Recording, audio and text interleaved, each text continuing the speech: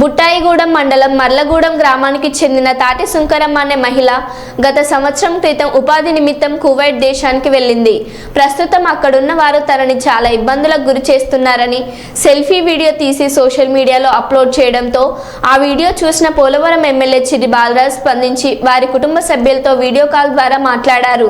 మీరెవరూ భయపడవద్దు, ఆంధ్రప్రదేశ్ ముఖ్యమంత్రి నారా చంద్రబాబు నాయుడు గారితో నేను మాట్లాడి ఆ మహిళను తీసుకువచ్చే బాధ్యత నేను తీసుకుంటారని వారి కుటుంబ సభ్యులకు భరోసా ఇచ్చారు. మీ రుణం మేము తీర్చుకోలేము అంటూ ఎమ్మెల్యే చిరి బాలరాజ్ కు కృతజ్ఞతలు తెలియజేస్తున్నారు. కూడా బాగోలేకపోతే అలా పట్టించుకోవట్లేదు, చూస్తలేదు.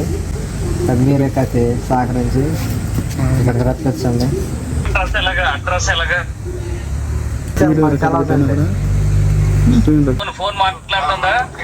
మాట్లాడుతుందండి. చెప్పండి, నేను చంద్రబాబు నాయుడు గారితో మాట్లాడి తెప్పిస్తాను. నేను మాట్లాడతాను ఇప్పుడు, తెప్పిస్తా. సరేనా? సరే, నేను తెప్పిస్తా.